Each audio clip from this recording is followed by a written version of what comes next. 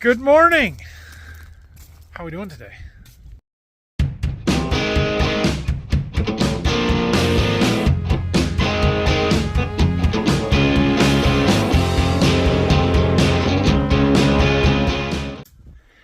Happy Monday after Easter, everybody. I hope you had a great Easter weekend. It rained here last night and Saturday and most of the weekend. So, yeah, it's wet now. Hopefully later this afternoon we'll get a chance to go out and check on our beans. It's been 1 week since we planted some soybeans. Dad looked at them last week one day, said they were sprouted. So it's pretty muddy right now. We've got some seed deliveries to make, but hopefully this afternoon we can at least get back there on the edge of the field and do a little bit of digging. I had this loaded up to deliver Saturday morning. It was raining, so I did not do so. We backed it into the barn here. Good news is we've got room to back this in the barn.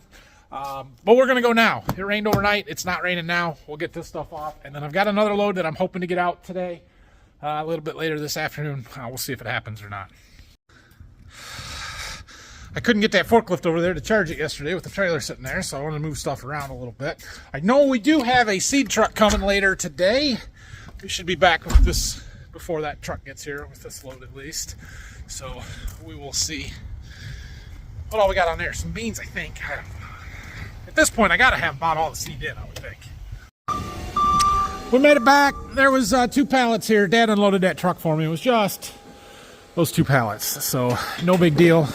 We've got to get loaded up and go for the next one here. Come on. We need those 3 boxes there, and then we've got to sort some corn out. We need those 12 bags, I know. There's a pallet clear in the back, almost clear in the back, with some beans on it that I've got to get, bagged beans. And then we got, I don't know, 40-some bags of corn we got to sort out and find. Okay, I've got everything sorted out that I need. Got to get the trailer loaded up and get out of here. I talked to all 3 of these guys and got time set, but we've got to get there. We need to be leaving right now. We're not going to make it. That's okay. It won't take long. This is, let's see, we got 3 boxes and 3 pallets. Small pallets. All right, we're back from round 2. And that was going to be all I was going to do today. But while I was on that trip, I got a phone call from another guy that I've got to deliver stuff to, who was on my list this week to get a hold of. And he sort of asked me, hey, can you get us our stuff this week? I'm like, yeah, I was going to do that. The guy was on vacation last week anyway. So the problem is our forecast does not look good here.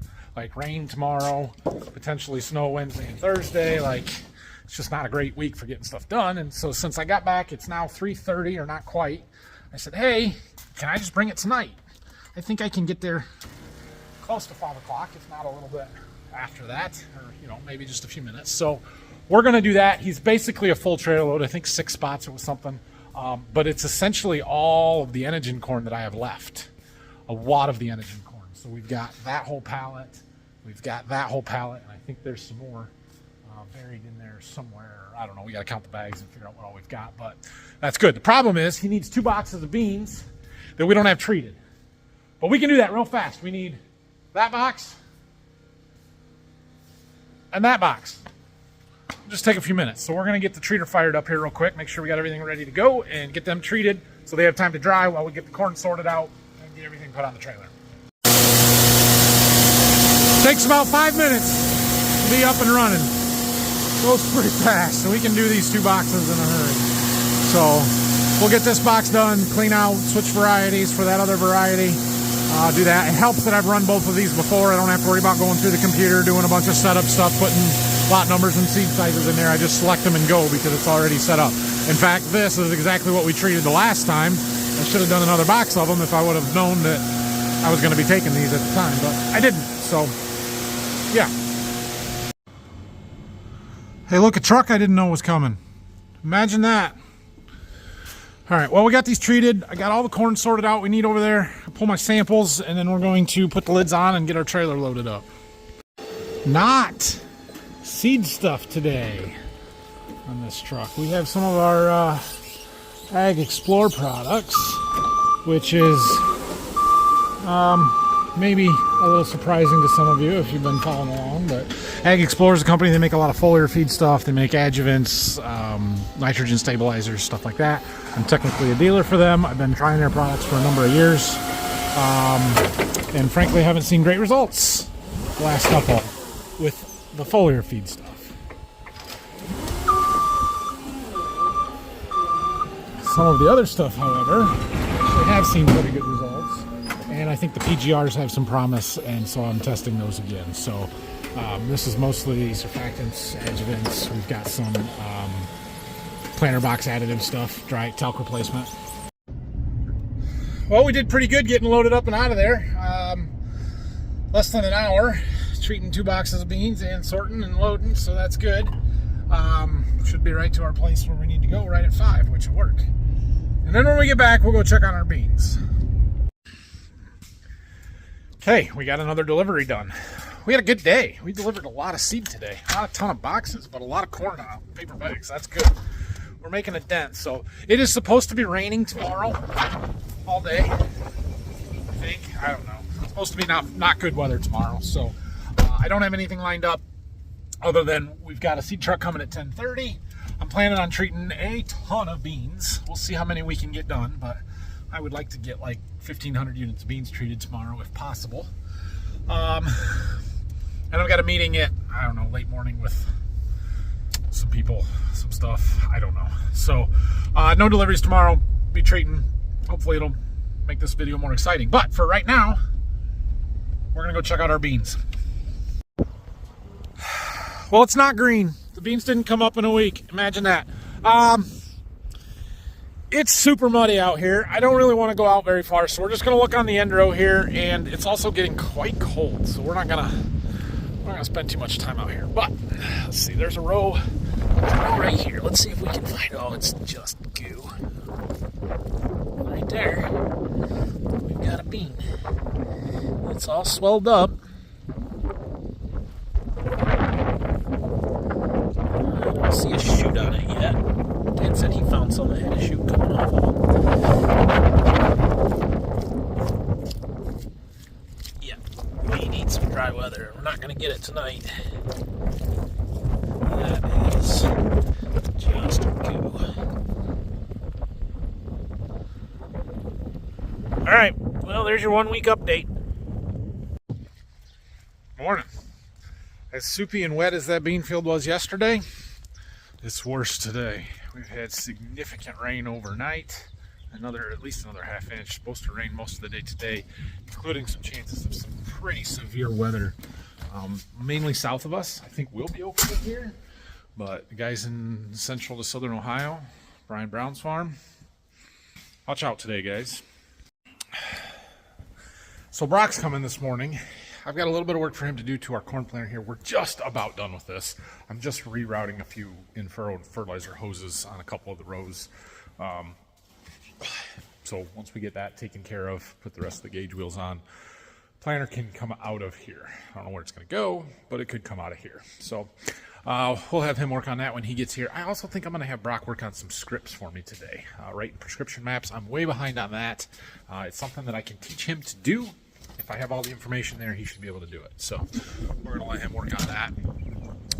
And I'm going to go down to the seed warehouse right now. We're going to get started sorting some seed out or figuring out what we're going to treat. That's what we're really going to do, because I've got about an hour, maybe an hour and a half before I've got a meeting with some people. So I don't know if we'll get anything treated before then or not, but we're at least going to have a plan in place and figure out what we're going to get treated today. Hoping to do a lot. We're going to take these Ag Explorer products that we got yesterday down to the farm. So that's where they need to go. So I have a treatment plan. If I can get anybody to call me back and verify. There's one guy that's got a lot of those boxes. But he's a little particular on when and how he wants stuff and what order and everything. And so I don't want to treat a bunch of them and then him not be willing to take them. So called to see, hey, which ones can I treat and try and get to you later this week maybe, and we'll see if he calls me back. Well, today is turning out to be way less productive than I wanted it to be. We were supposed to be treating all kinds of beans, and I've done nothing. I had my meeting this morning. It was, I'm not going to go into details on it yet. Brock is here. He is working on a planner, finishing up some stuff on that. Got the guidance that we needed on how to route some hoses and stuff. So we're figuring that up until we're going to be short like 8 fittings. We got to get. They'll be here maybe tomorrow. So we'll get that taken care of. I cannot. There's 2 big accounts that I was going to treat all their beans today, and neither one of them has called me back, texted me back, anything. So I feel stuck. So I went and made a list of my customers of my beans that we could potentially get started treating. We might work on some of those this afternoon. I just don't have stuff lined up like I should, and it's partially my fault for not trying to line this up earlier. But the one guy told me he was going to text me a list last week, and the other guy I've called twice and he hasn't called me back. So I don't know what I'm supposed to do. Okay, Brock's got our planner put back together for the most part, so we're almost done with that. And I went and got some lawn transom errands. I still have not heard back from anybody on the treatment side of stuff, but I want to put together a list of my own stuff that I can do, and hopefully we can at least get something done today. In the meantime, Brock's going to sit here and work on a computer for me a little bit, which is a little different than what he's done before. I haven't really had him do this. So we're going to walk him through how to make up our scripts. We're going to do soybean population script, corn population, starter rate for the 2x2, starter rate for the in-furrow, and nitrogen. So we'll kind of run through those, and since I have nothing in this video so far, we might as well film it so you guys can see the process too. Okay, so we're using my John Deere Operations Center, and in that they have this TELUS Agronomy Prescription Creator. It used to be called Agrian, now they changed the name. It's the same. But we're going to start with what do we want to start with? Let's start with the bean field. So select our organization, Borderview Farms, and it loads, client, Borderview Farms, farm. So now we need a farm. We're just going to do one for the home farm, 1, and we are going to do field. We'll do 1-1. It's the south of the barn. This is where my plot goes, so I don't know how useful this will be, but we'll put it in there. And then it automatically loads the active boundary. This boundary happened to be created in 2018. Now, we need a prescription source. So how are we going to build this? We can do it off a soil survey. That's a bad idea. Don't do that. We can use an existing prescription. Those are fine, would be fine. We can do freeform where we hand draw them. We can do it off of any field operation that we've ever done in all kinds of stupid maps that you're like, why would you want to make a prescription off of that? But you can do it. The one that makes sense, though, is off of average yield. So we click on that. And then it pulls up all of our yield map layers. Oh, look at that. We got rye in there. We grew like an acre of rye one time, like 5 years ago or better, and it shows up. Anyway, since we're doing a soybean script on these, we want to click on soybeans, and then I always use the last 3 years. So we have yield maps going all the way back to 2008. We've got 1, 2, 3, 4, 5, 6, 7, 8 different years of soybean yield data there. We could use them all.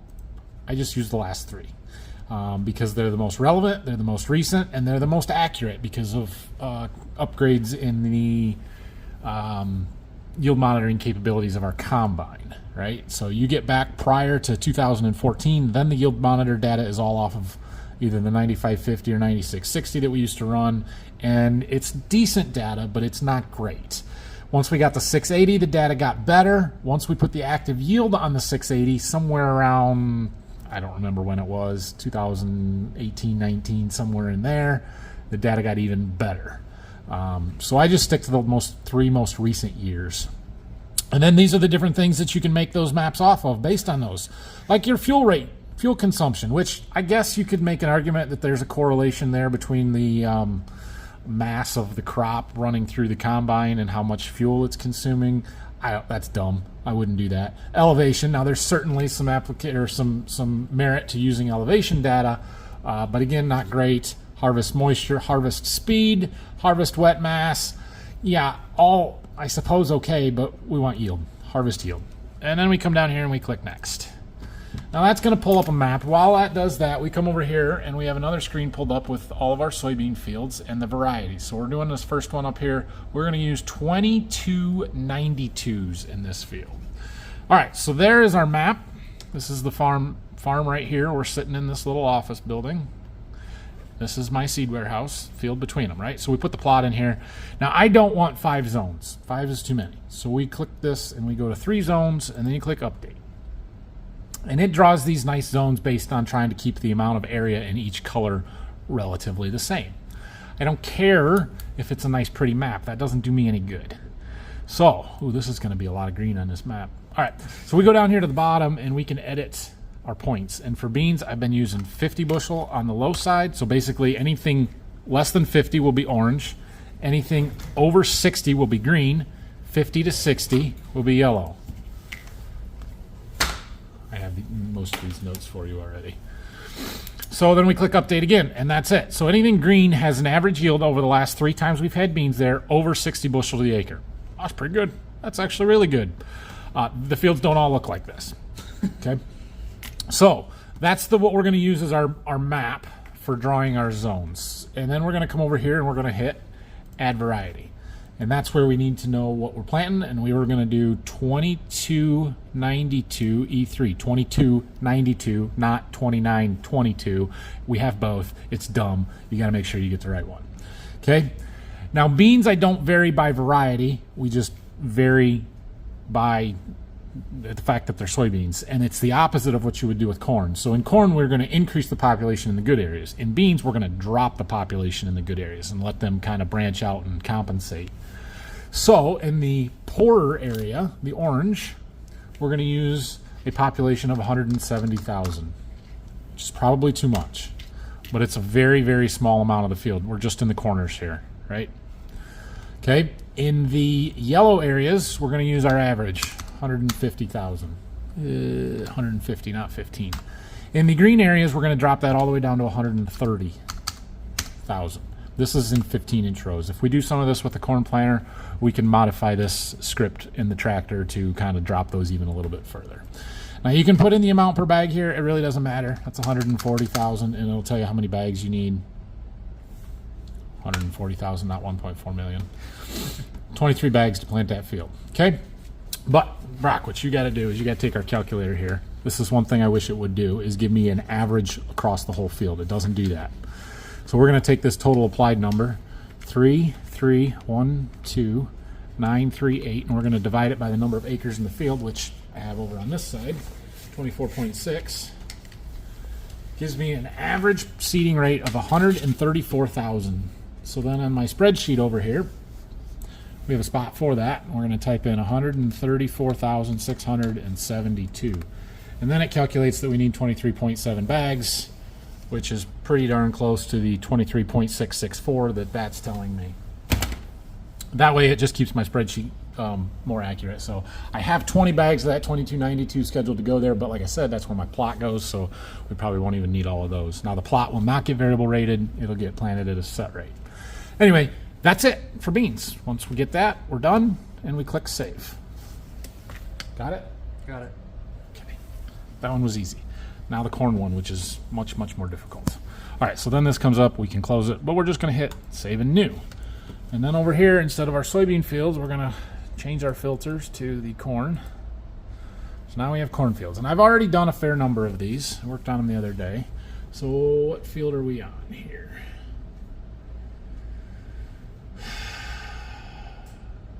Let's do 13. Field 13, or farm 13, field 13-1. It'll load the boundary. 2018's prescription source. Same thing here. Average yield. And then we want corn this time. We want our last 3 years of corn. So 22, 20, and 16. That field got screwed up with a 2019 spring. Harvest yield. Next. And it's going to pull up our map. I'm going to look back over here on my spreadsheet. We're going to use 08R52 in this field. So we'll remember that. There are 95.7 acres here. This one's got all kinds of variability, so we should see quite a colorful map here. Yeah, look at that thing. Okay, same thing, 3 zones. Update it.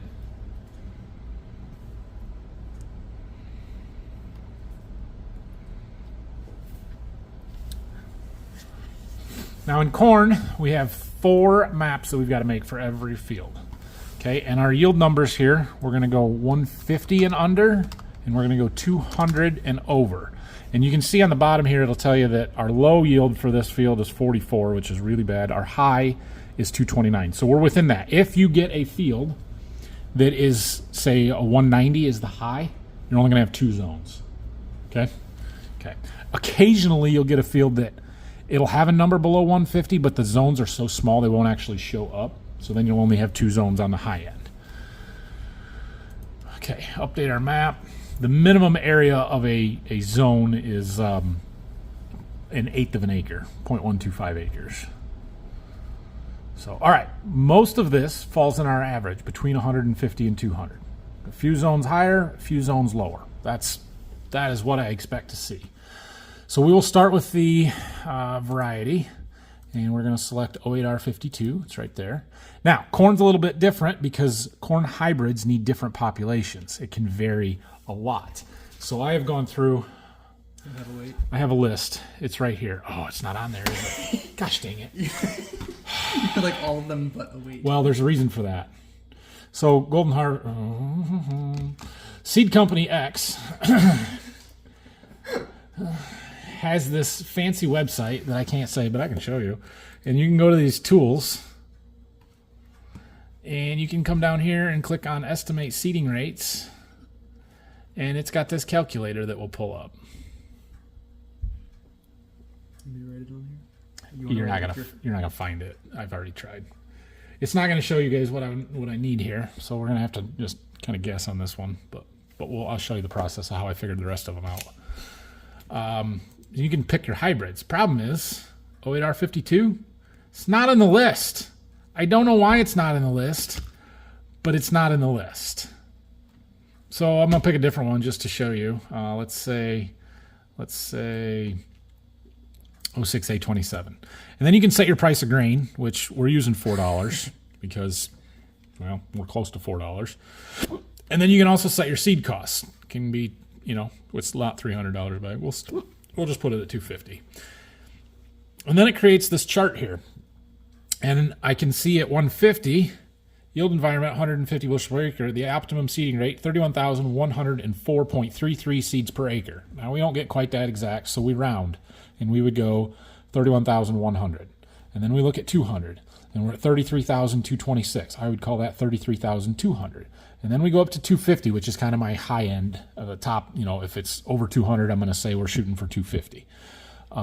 So then we're at 35,348. You can call it 35,3, 35,4, whatever. Doesn't matter.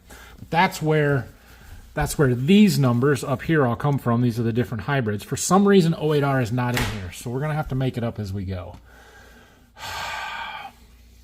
If I was really good and dedicated at this, I would go back and look at last year's scripts for that number, or that hybrid, and see what kind of a planting rate we used. Am I good enough to do that? Let's see. Where did I plant that last year? Oh, this is going to take a whole lot of digging. Hold on, pause the video. This is the prescription map for the field where I planted this 08R52 last year. And right there is our numbers that we used for yield or seeding rate. So write that down, Brock. 08R52. Low end is 33.5. This is a high seeding rate hybrid. Mid is 35.5. High is 37.5. Okay. So now we can come back over here, and now we know our numbers. 33,500, 35,500, 37,500. That's a high one. Okay, now we got to do our math again. So we're going to use 3,437,586 seeds exactly, divided by half a seed. Yeah, that half a seed in there. Divided by, where are we at? No, yeah, that's right. 95.7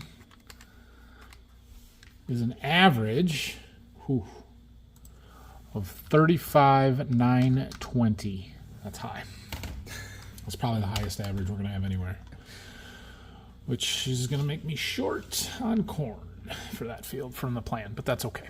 All right, so that's that one. So the next thing we need to do is our starter. So we're going to add a tank mix, and it's going to be my 2024 2x2 starter blend. Got that?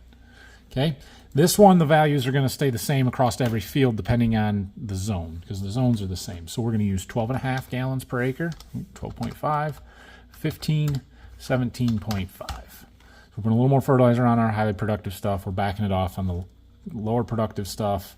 Average comes out about the same, but that's what we're going to do. So then we do the math again. 1,449 gallons divided by 95.7.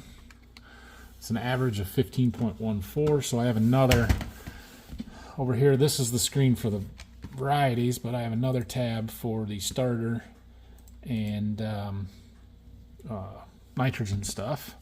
So we're going to type in our 15.1, and it will calculate out then.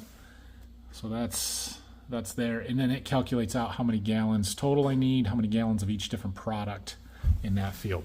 So when I'm loading the sprayer, the planter tank up, I know what I need. Okay, so there's that one. Next, we're going to add a fertilizer. This year, my in-furrow pop-up is a single product. It's not a tank mix. Season Pass Plus with microcarb from the Andersons. That's right. And our rates are 4, 5, and 6 gallons per acre. 482 divided by 95.7. It's an average of 5.03. Type that in, 5.03. Does the same thing, calculates out how many total gallons I need. And then I'm also making one for anhydrous. So that's another straight product fertilizer. It is 8200, and our rates are 115, 160, and 195. Quite a variation there.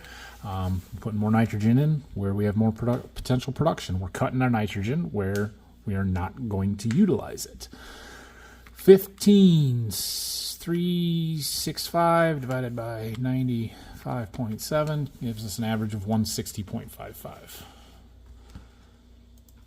160, yeah, just call it 161. And then that calculates how many tons of anhydrous that I need. So there's our four different maps. They all look the same. They just have different numbers assigned to them for anhydrous, in-furrow, 2x2, seeding rate. If we had multiple hybrids going in a field, we would make multiple seeding rates depending on each hybrid. So then we click save. And that one is done. And that's how we do corn and beans. So we're going to let Brock work on this because we got lots of them to do yet. Any questions? No, I think we're good. Okay. Any questions from you guys? Let me know. Tell me why I'm doing it wrong. Tell me if you think that's a good way to do it. I don't know. I don't hire this done. It's always been something I've done myself. I've always felt like I can do it. A lot of companies will do this for you, or you can hire them. A lot of them base it off of soil types, and I refuse to make prescription maps based off of soil types. We do hire a crop consultant to do variable rate fertilizer maps, but they're doing it based on soil tests and zones that are made from the harvest yield maps, which are similar to the zones that I have here. So I don't know. There's lots of different ways to do it. This is the way that I have chosen to do it. So have fun, Brock. Okay, we've got a plan here. I've got 5 boxes of a 2.6 out. These are all for some of my customers. And we're going to go ahead and treat them. Now, basically, I'm going to do anything right now that is base treatment, Cruiser Max Apex, or base treatment plus an inoculant. We've got some Saltro, some heads-up treated beans, inoculant on those as well. But because I have to mix those, we're going to just hold off and do the ones that I don't have to mix anything for right now. So we are going to put some inoculant on some beans, so I'm getting that started to mix up here. I had opened these bladders last week when we treated the beans that I planted, but each one of these bladders here does 500 units, so I still had quite a bit left. That's enough to do another 10 boxes. We should Should do 10 boxes today, so we'll get it used up. I would have left it in there if we weren't going to use it, but I think we should use it up. So I've got a lot of inoculant, probably more than I need, so we're going to be a little liberal with the use rate and make sure we get plenty on just to use it up. This first batch of beans are tiny. Some of the smallest ones I have treated yet. I turned the added water way down because they'll come out really wet. This is a full box. Ooh, look at that. Get that out of there.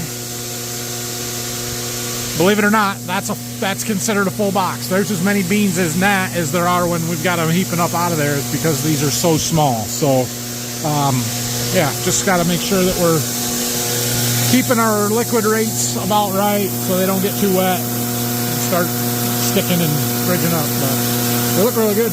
Look really good.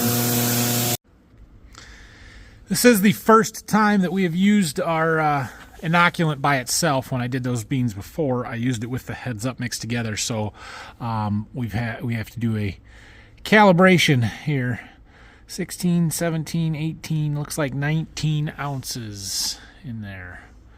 Real close to it. So what does it say that it did? 18.77. That is real close to it. We'll change that to 19, but I think we are in pretty good shape. Okay, so now we'll dump that back in our inoculant tank. So the inoculant, the inoculant is a biological. It is a living organism, Bradyrhizobia, that essentially it fixes nitrogen for the soybean plants. So it colonizes the roots. The roots excrete sugars and exudates that the microbes feed on. The microbes then take atmospheric nitrogen, turn it into a plant available form. The soybeans use that to grow. It's a good thing. It works well. It occurs naturally in the soil, but we get a little bit better nodulation, better nitrogen fixing when we add some more to the seed that can then grow right with the roots. So anyway, that's what that's for.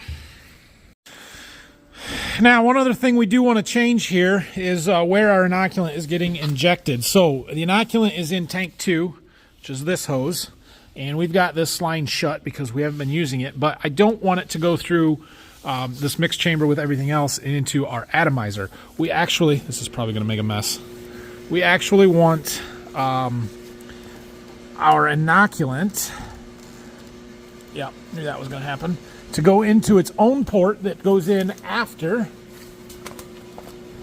the atomizer. So we're going to hook that in right up there. Well, it made a mess, but it didn't get on my hands. So that one hooks in right here and just kind of dribbles in downstream. That way you don't have that shear force of the live bacteria going through that atomizer, spinning around really fast in there, because that could potentially kill them. So we do it this way. We're also going to shut our water way down. Like I turned it way down before. We might just turn it off because we have so much fluid coming from the treatment tank, the inoculant tank, and the fact that these beans are tiny. They're going to come out really wet as it is, so we don't need any extra water.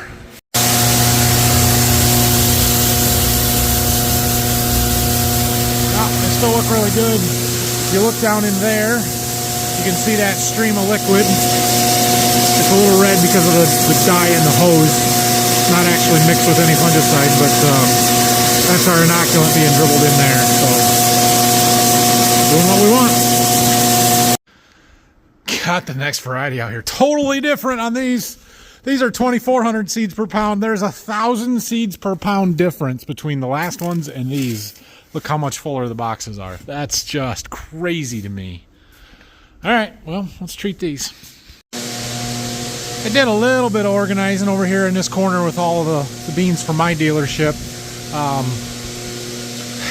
Before I was doing all of that, I would spread these out so that each row was its own variety and I could get to everything, and it was super nice.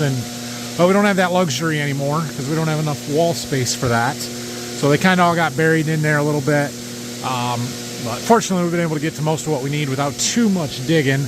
I did get this first row worked all the way back to the wall, and then I kind of moved some stuff from these other rows over there that are for our farm. So Borderview Farms is beans in this first row. Now they're not treated, we've got to treat them yet, but at least I know everything over here is for our farm, so I don't have to go digging through it in order to find the stuff that's for my customers that we're treating now. So that helps a little bit. We're doing another run with 5 boxes here with the Apex treatment and inoculant on them. So we're getting those done. And then, I don't know, we'll see how much more we need to do tonight to use up that inoculant. It shouldn't be much, maybe 1 or 2 more boxes after that. And we'll probably call it a night. Not as big of a day as I had hoped. It's raining pretty good again. It's been raining most of the day. There won't be any field work being done anytime soon around here. All right, we're done with that variety. It looks like we've got enough inoculant for 2 boxes in there, which is what we should have. So we're gonna pull, I got a variety that we only have 2 boxes to do. They get inoculant, so we're just gonna do those. And get our treater cleaned out again here. And yeah, 2 more boxes, then we'll be done for the night. Well, we ended up doing 16 boxes today. It's not a bad day. Not as what I was hoping for, but not bad. They look really good. Treater's still working just like it's supposed to. And hopefully we can get some of these delivered sometime soon. I know one customer gets 9 of these boxes, so that would be a good one to get out of here. And that's all of his beans. Obviously I can only take 8 at a time. He's got a little corn too, so yeah, we'll see.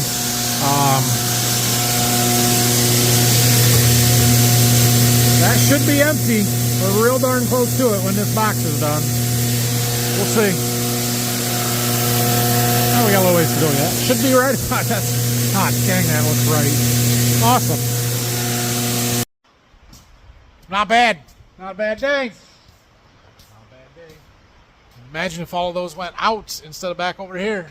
And the warehouse is getting even more empty. That one row is almost all the way back to the wall there. We've only got 3 boxes left, so we're making a dent, but it's April. It's time. We've got to get these out of here. 29, 22s. Oh, hey, I need 2 of those. Sweet. I can get to them. Maybe tomorrow. We'll stack these up, put the lids back on them tomorrow, and we'll see. I might have some errands to run, or I could use a Menards or a Lowe's trip. So we might do that tomorrow. It's supposed to be rainy, snowy. We'll see. If there's an opportunity to deliver some seed, we will do it. I just don't think I'm going to get that opportunity. So, yeah, we'll see. But thanks for watching, everybody. I know this one was, I don't know. Well, we had some good stuff in there with the scripts, everything. So, I'll turn my heat down a little bit. Have a great night. Thanks for watching. Questions and comments, leave them down below. It'll be a little while on the field work here. We're over 2 inches of rain. Well over 2 inches of rain. Almost 2.5 now since Saturday. And it's raining real hard right now. So it's going to pile up. We might have to go survey the flooding tomorrow. We'll see.